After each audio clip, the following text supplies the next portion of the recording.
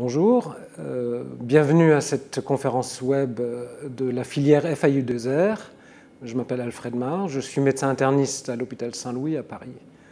Donc, cette conférence a comme sujet le traitement de l'artérite à cellules géantes, maladie de Horton. Voici mes conflits d'intérêts. Pour cette conférence, je peux m'appuyer sur plusieurs documents de recommandations qui ont été publiés récemment. Il y a notamment deux recommandations françaises. Une faite par le groupe d'études français des vascularites des gros vaisseaux, le GEFA, publié en 2016, et un PNDS qui a été publié en 2017. Et de manière toute récente, il y a les recommandations actualisées de l'EULAR qui vont paraître très prochainement. Dans l'ensemble, ces recommandations vont dans le même sens. Il y a quelques nuances entre les différents documents.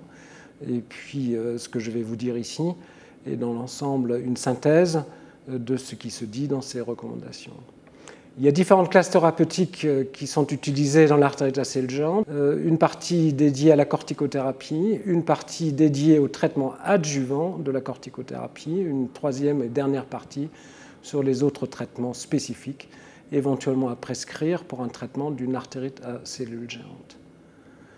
Pour la première partie qui traite de la corticothérapie, les principes généraux sont que la corticothérapie est absolument incontournable dans le traitement d'une artérite à cellules géantes. Il s'agit du traitement de première intention. Une récente étude des pratiques médicales auprès de médecins internistes et rhumatologues français, qui a inclus 306 patients, montre que la prescription d'une corticothérapie constante pour une artérite à cellules géantes nouvellement diagnostiquée. Et pour 97% des patients, il s'agit même d'une monothérapie, donc en l'absence de traitement adjuvant.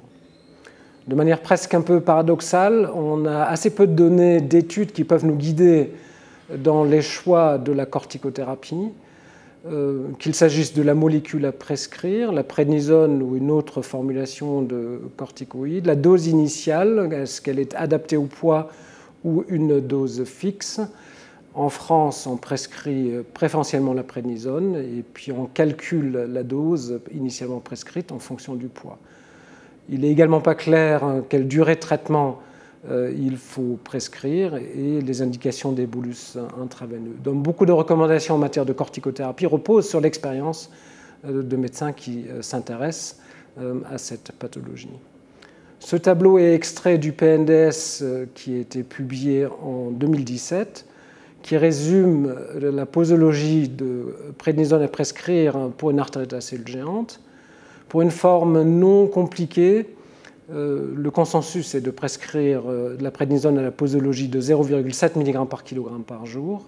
Lorsqu'il y a une atteinte ophtalmologique, la posologie de prédnisone recommandée est 1 mg par kg par jour, en sachant qu'on peut éventuellement précéder la prescription d'une corticothérapie orale par des bolus de méthylprédnisolone, et j'y reviendrai juste après. Donc, une particularité des recommandations françaises est que nous avons pris le parti de proposer une corticothérapie par prédnisone 1 mg par kg par jour, également pour les atteintes de l'aorte ou des branches de l'aorte compliquées, soit parce qu'elle est symptomatique ou alors parce qu'il y a déjà une dilatation, voire un anévrisme sur l'imagerie, ce qui impose évidemment le fait qu'une imagerie de l'aorte et des branches ait été faite au moment du diagnostic. Donc, la posologie de prédnisone proposée en France est de 0,7 mg par kg par jour pour les formes non compliquées et 1 mg par kg par jour pour les formes compliquées. Les indications des bolus intraveineux, donc, ils ne sont pas recommandés de manière systématique.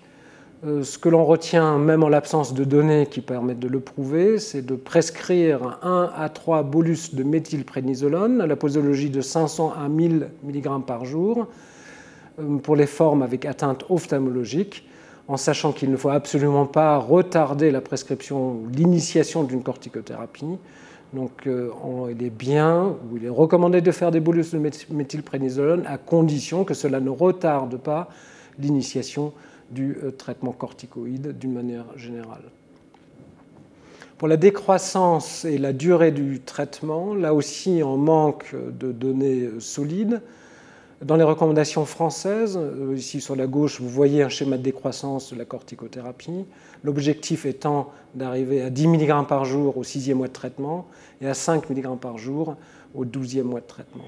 Le sevrage est recommandé entre 12 et 18, voire entre 18 et 24 mois, selon qu'il s'agit des recommandations du GFA ou des recommandations du PNDS. Sur la droite, vous voyez les toutes récentes recommandations de l'EULAR 2018, avec un schéma de décroissance qui est assez similaire. Et ici, un sevrage qui est généralement recommandé ou obtenu en 2 ans, voire plus. Pour les points clés sur la corticothérapie, donc la clé est sûrement que le traitement doit être initié de manière immédiate s'il y a une suspicion d'une forme ophtalmologique d'artériosclérose géante. Par bolus intraveineux, si cela ne diffère pas, l'initiation du traitement corticoïde d'une manière générale. Une posologie initiale de 0,7 mg par kg par jour pour les formes non compliquées et 1 mg par kg par jour pour les formes ophtalmologiques et éventuellement aussi, selon les recommandations françaises, en cas d'atteinte des gros vaisseaux symptomatiques ou compliqués avec des anomalies structurales de l'aorte. La durée de traitement recommandée se situe entre 12 et 24 mois, cela évidemment en l'absence de rechute de la maladie. Je vous remercie de votre attention.